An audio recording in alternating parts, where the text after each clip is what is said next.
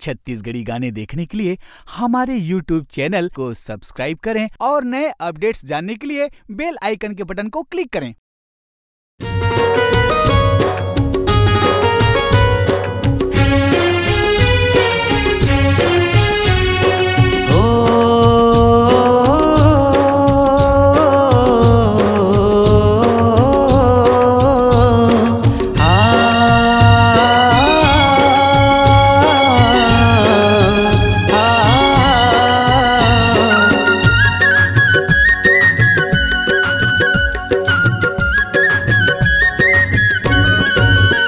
मोर हृदय बसे है सिया राम, मोर हृदय बसे है सिया राम।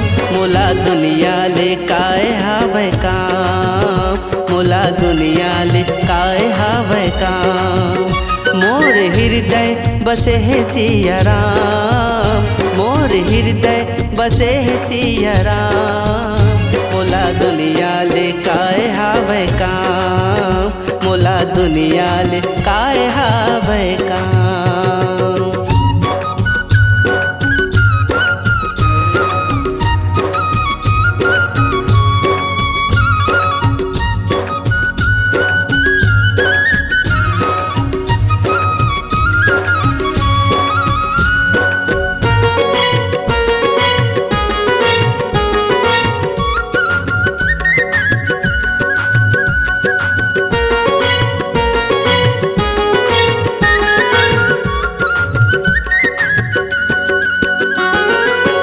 एति ओति चारों कोति घूमो नहीं बनमा, राखहु रामा तोल हृदय जतन ना।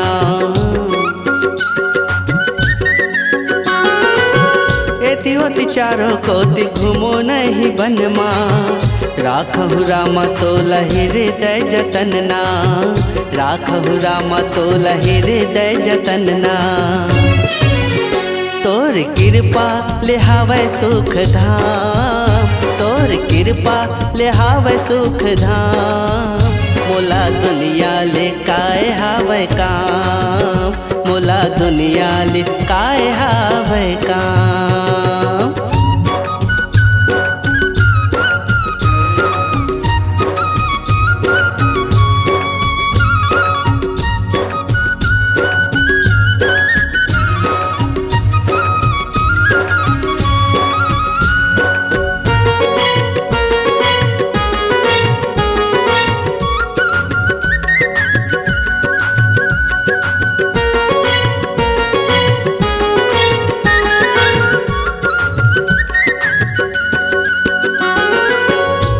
सागर ले प्रभु तार पल छन माँ, माया बंधना के अगम हावै घरगा।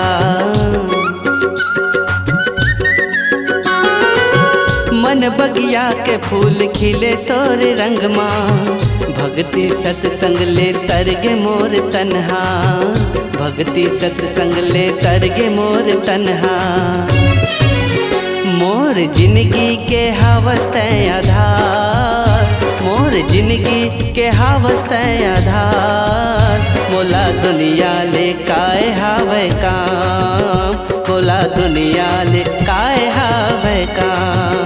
मोर हृदय बसे है सिया राम, मोर हृदय बसे है सिया राम।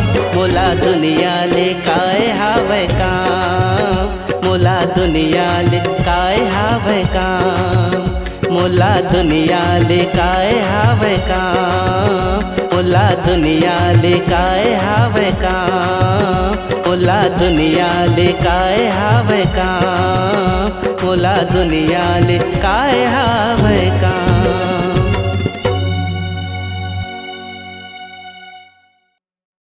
आपकी आवाज ही आपकी पहचान है।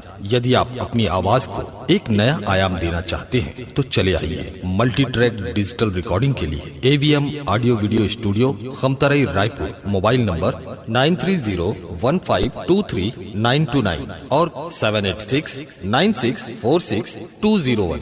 यदि आप नए एवं पुराने गीत सुनना चाहते हैं तो avmgana.com में जाकर गाना फ्री डाउनलोड करें और YouTube चैनल में AVM गाना को सब्सक्राइब करें।